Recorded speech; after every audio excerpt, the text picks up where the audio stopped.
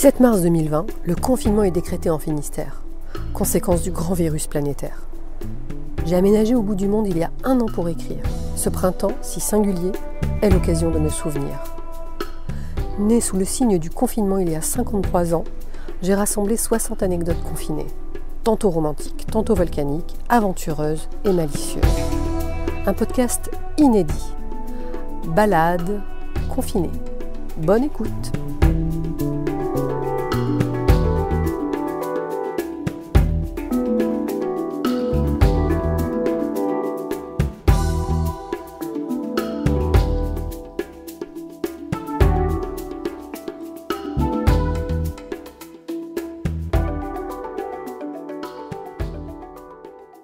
Épisode 22.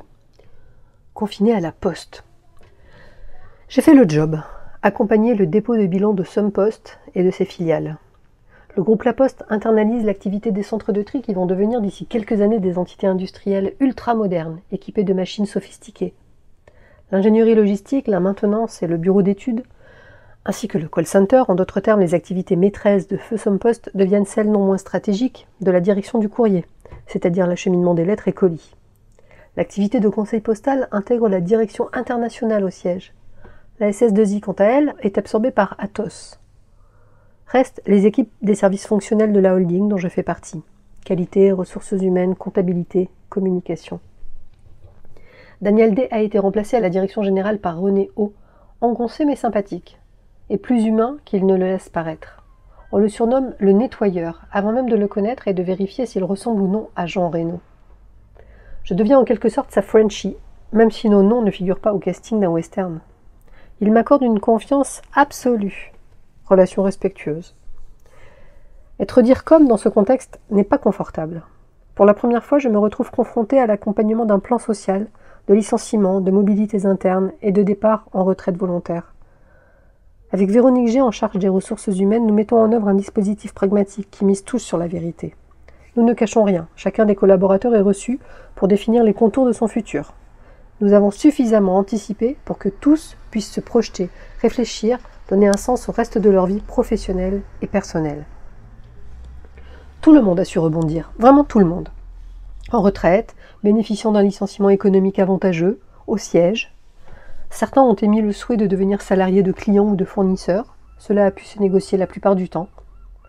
L'enveloppe budgétaire allouée à cette restructuration était loin d'être neutre. Le plus difficile est de définir pour ceux qui intègrent le siège, au sein de quelle direction, à quel poste, quelle classification, quel grade.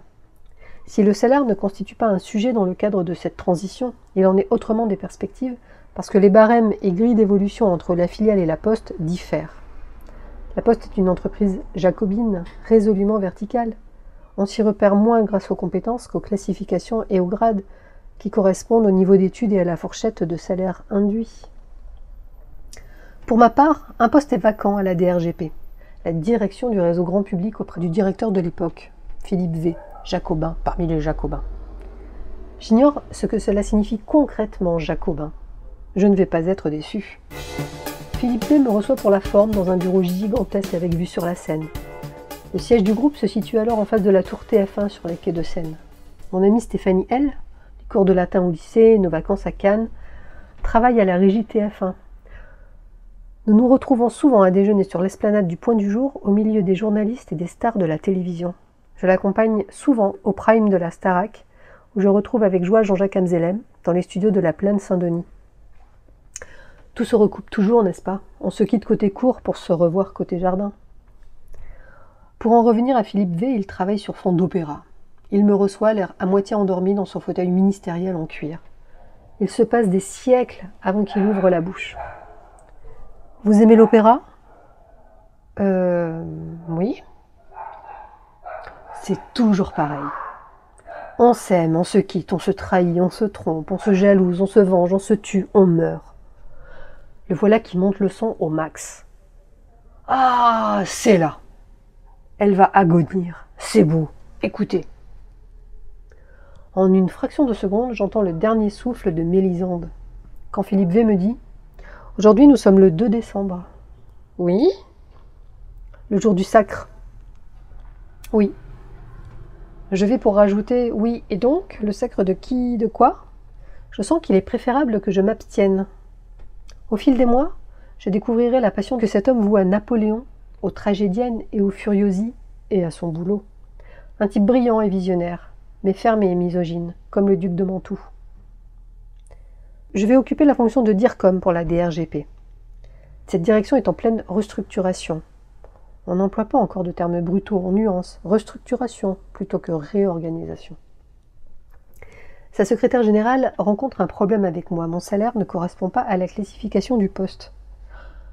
Philippe V lui recommande de ne pas atermoyer des heures et je me retrouve surclassifiée. Je suis 4-3, classification, grade. J'ai l'impression de devenir un fossile dans la foulée. En réunion, les 4-3 parlent au 4-3, mais pas au 4-2. Et rares sont les 4-4, les 5, les 6, le Graal, invité. Comme dans toute institution de ce genre, verticale et autocratique, les bureaux des stratèges relèvent des étages élevés. Ceux de leurs équipes sont répartis au premier ou au deuxième étage. Le président, cela va de soi, dispose du dernier étage avec terrasse et vue panoramique, ascenseur personnel, pour ne pas avoir à répondre aux possibles importuns. Tenter de communiquer sur une stratégie que je connais par cœur pour la travailler avec Philippe et son comité de direction, mais dont je n'ai pas le droit d'en dire un mot, est éprouvant. Au début, je jongle, écartelé. En réunion, je deviens professionnel de la reformulation, des introductions vaines et des silences qui font gagner un temps fou. Bientôt me voilà prise au piège de mes actes de présence inutiles et vœux de silence s'imposer, sachant par ailleurs que je ne suis pas tellement à ma place, étant soupçonné d'avoir usurpé un potentiel 4-3, attendu que par ailleurs, dans ces réunions on parle beaucoup culture, que chaque phrase émise est ponctuée d'une référence subtile et bienvenue, ou d'une citation de Voltaire, de Montaigne, de Ricoeur et consorts. C'est ampoulé et mélodramatique. Toute funambule que je suis devenue, j'ignore comment sortir du lot à l'aide de quelques traits d'esprit, un zeste de culture ou d'histoire, une note musicale. Au début, certains bienveillants me suggèrent « Garde ta spontanéité, ta fraîcheur, ta candeur ». Je le prends mal. Vexé. Et je me mets au défi de devenir comme eux, déclamatoire et ronflant. Ce que je comprends en creux, c'est le gap qu'il va me falloir combler. Peu à peu, je me mets en retrait et je ne viens plus du tout. Je m'auto-ostracise. De toute évidence, Philippe se moque que sa DIRCOM soit payée à rester confinée dans un bureau lumineux.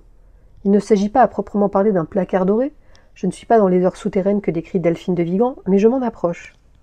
Quitte à être salarié pour garder le silence, et dans l'attente de la prochaine restructuration, je choisis d'étudier ce qui m'intéresse. Tous ces cours que je n'ai jamais suivis, je vais m'en inquiéter maintenant, dans cette urgence que je sens poindre. Il est temps de renverser les choses. C'est ainsi que je m'inscris à l'école du Louvre. Histoire du cinéma avec Dominique Paigny pendant 3 ans, cinéma muet, classique, moderne. Il m'émerveille et m'enchante, m'apprend tant et tant, je suis sous le charme. Sa diction en particulier me bouleverse. Il répète une formule tantrique que je fais mienne. Si de l'ensemble de mes cours, vous ne retenez qu'une seule chose, ces 3 années n'auront pas été inutiles. J'ai retenu le charisme de Charlie Chaplin, artiste complet. Le cinéma de Roberto Rossellini et son histoire d'amour avec Ingrid Bergman. En presque un film, Allemagne année zéro, La règle du jeu, Wild is the Wind, le christique Dame du bois de Boulogne. En histoire de l'art, depuis la préhistoire jusqu'à l'art contemporain, les enseignants varient selon les thématiques, tous aussi accrocheurs et passionnants. Sophie, l'amie originelle de Nathalie, s'y inscrit avec moi et chaque soir en quittant, nous dînons au Café Ruc en face du Palais Royal. L'occasion de faire plus ample connaissance.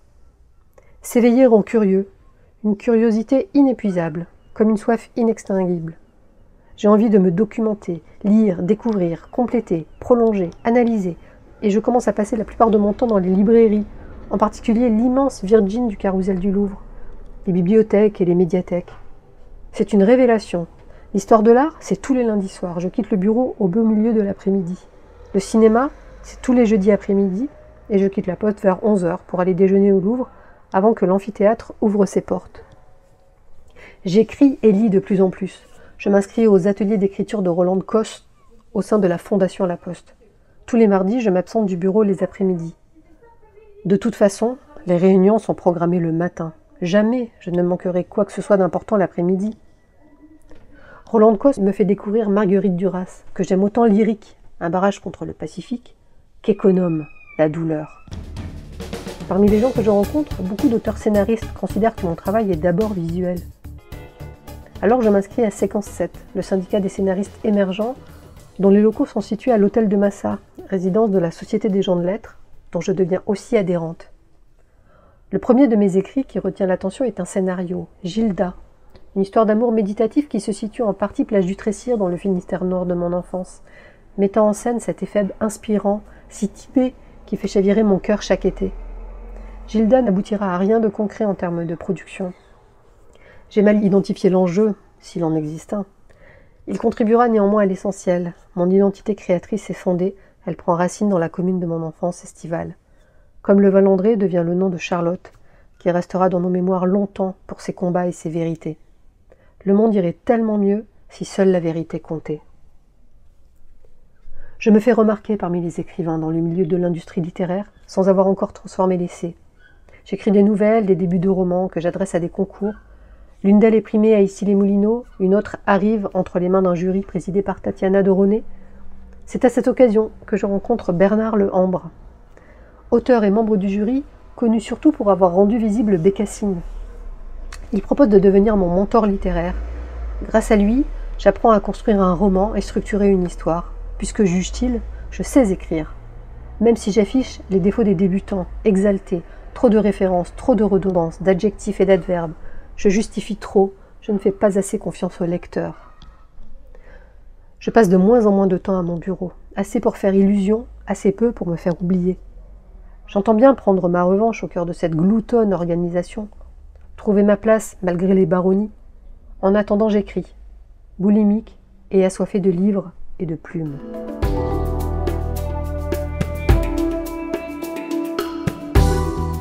Balade confinée est une création originale de Isabelle Kevorkian, musique et arrangement par Emmanuel Dupuis.